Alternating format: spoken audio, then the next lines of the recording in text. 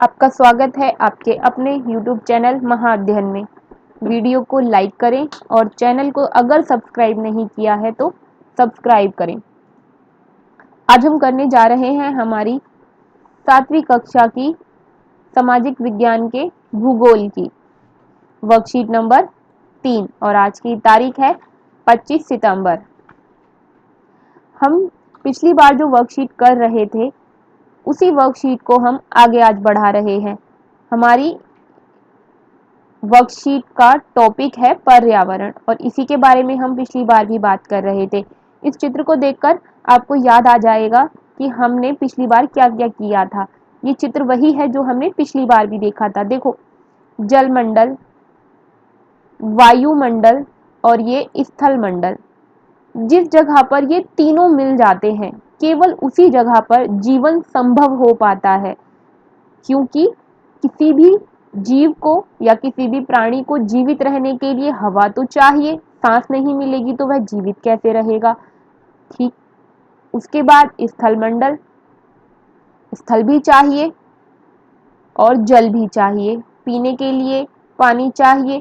जीवन पानी के बिना संभव नहीं है, इसीलिए आपने सुना भी होगा, जल ही जीवन है। इस तरह हम देखते हैं कि हमें जीवन के लिए ये सभी चीज़ों की ज़रूरत पड़ती है। थल स्थल जिस पर हम खड़े हो सकते हैं, वायु जिसमें जो हवा है, जिसमें अभी तो हम वायु में देखते हैं कि एरोप्लेन जो है उड़ते हैं, जिसे हम वायुयान भी कहते हैं, लेकिन सामान्य जीवन जीने के लिए किसी भी व्यक्ति के लिए ये सभी चीज़ें ज़रूरी हैं। कौन सी 3 चीज़ें? वायु, जल और स्थल। तो आज हम विशेषकर जलमंडल के बारे में पढ़ने वाले हैं। देखिए, जलमंडल किसे कहते हैं? जल के क्षेत्र को जलमंडल कहते हैं। आपने जल को बहुत सारी जगहों पर देखा होगा, नहीं तो उन्हें चित्र में, टीवी में ज़रूर देखा होगा। नदी, झील, समुद्र, महासागर आदि जैसे विभिन्न जलाशयों से मिलकर बनता है। क्या बनता है? यह जल के विभिन्न स्रोतों जैसे ये सब नाम दिए हैं। किसको? जलमंडल को। हमारा जलमंडल क्या है? जलमंडल जल का क्षेत्र है और जल के क्षेत्र में कौन कौन सी चीजें शामिल हैं? नदी, झील, समुद्र, महासागर, ये सभी जो है जलमंडल है। हमारा जलमंडल इन सब से मिलकर बनता है। नदी आपने देखी ही होगी, टीवी में तो बहुत ही ज्यादा देखने को मिलती हैं ऐसी चीजें। झीलें, समुद्र, महासागर आदि। ठीक, ये सभी प्राणियों के लिए आवश्यक है। अब इसके बाद जो एक बहुत ही महत्वपूर्ण बात बताई गई है, जो आपने साइंस में भी पढ़ी है, एक बार फिर से पढ़ लीजिए उसे, कि जल यानी कि पानी हमें 3 अवस्थाओं में मिलता है। कितनी? 3 अवस्थाओं में। ठोस यानी कि बर्फ, तरल यानी कि ये सारा पानी जो भी हमने पढ़ा, नदी में, झील में, समुद्र में जो पानी हमें दिखाई देता है जिसे हम पीते हैं, और तीसरा गैस। जब हम पानी को उबालते हैं तो वो भाप बन के उड़ता है। भाप जिसे हम वाष्प भी कहते हैं, और यही वाष्प गैस बनती है। उस वक्त गैस बनकर पानी उड़ रहा होता है। तो पानी की कितनी अवस्थाएं हैं? 3। ठोस, द्रव, द्रव यानी कि तरल, और गैस, बर्फ, तरल और वाष्प। ठीक, जल हमें इन सभी चीजों से मिलता है। तो आज की वर्कशीट हमारी बहुत ही इंटरेस्टिंग है। देखते हैं आगे ये हमसे क्या कह रही है। ये हमसे कह रही है, या फिर ये आपको जांचना चाहती है कि आपकी जानकारी कितनी तेज है या आप क्या क्या जानते हैं। इन चित्रों को देखना है और देखकर ये पहचानना है कि ये कौन से जल का स्रोत है।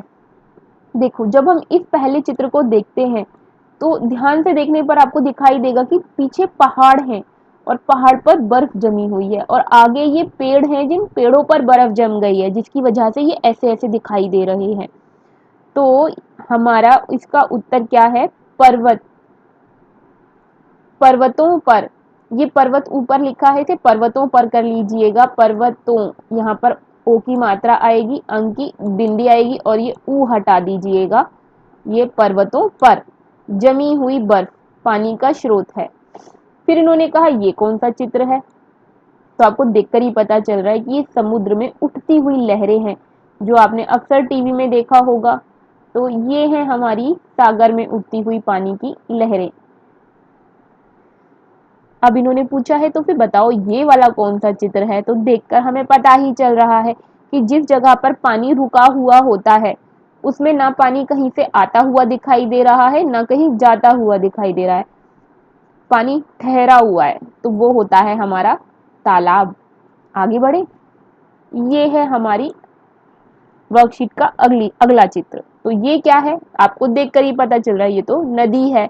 नदी की क्या पहचान है, देखो ये बहुत बड़ी और विस्तृत होती है, इसकी चौड़ाई भी बहुत ज्यादा होती है और अक्सर ये पहाड़ पर्वतों के बीच में से निकलती हुई बहती है।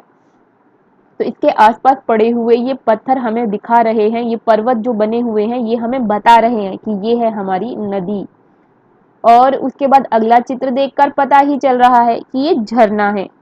झरने और जलप्रपात जो हमें इसी तरह के दिखाई देते हैं। जलप्रपात से पानी, जलप्रपात वो होता है जिसमें पानी बहुत ऊंचाई से गिरता है और झरनों में पानी इस तरह से दिखाई देता है। तो ये चित्र हमारा झरना है। आगे इस चित्र को देखकर आपको क्या पता चलता है कि ये क्या है, यह है हमारी नहर। जो हमारी नहरें होती हैं वो प्राय पक्की होती हैं। देखो इसके दोनों किनारियों की तरफ देखोगे तो ये पक्की जगह है, ईंटें लगाकर पक्की बनाई गई है। इसके बाद आगे, आपने पानी को कहां और किस रूप में देखा है इसके बारे में लिखिए।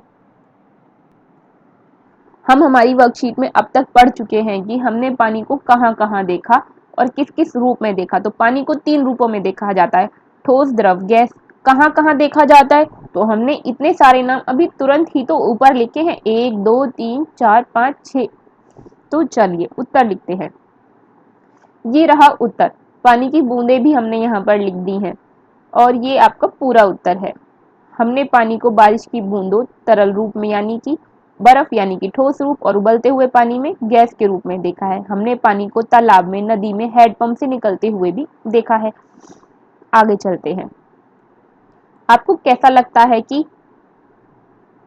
पानी सभी जीवों के लिए आवश्यक है, तो हमारा उत्तर है यह, पानी सभी जीवों के लिए जरूरी है। बिना जल के कोई भी प्राणी जीवित नहीं रह सकता। सभी को जीने के लिए पानी की आवश्यकता होती है, इसीलिए तो कहा जाता है जल ही जीवन है। मैं उम्मीद करती हूँ ये वर्कशीट आपको पसंद आई होगी, ये वीडियो आपके लिए लाभदायी सिद्ध हुई होगी और आपको समझ आई होगी। अगर आप चाहते हैं इसी तरह की यूजफुल वीडियो हम आपके लिए लाते रहें तो वीडियो को लाइक ज़रूर कर दीजिएगा। बच्चों, ये वीडियो बनाने में बहुत मेहनत लगती है, तो प्लीज़ वीडियो को लाइक करें और अगर आपने चैनल सब्सक्राइब नहीं किया है तो प्लीज़ सब्सक्राइब करें। आपके स्क्रीन पर इस तरह का एक चित्र या इस तरह से एक लिखा होगा सब्सक्राइब और रेड कलर में, आप उसे क्लिक कर देंगे तो उसका कलर चेंज हो जाएगा, मतलब आपने सब्सक्राइब कर दिया। Thank you.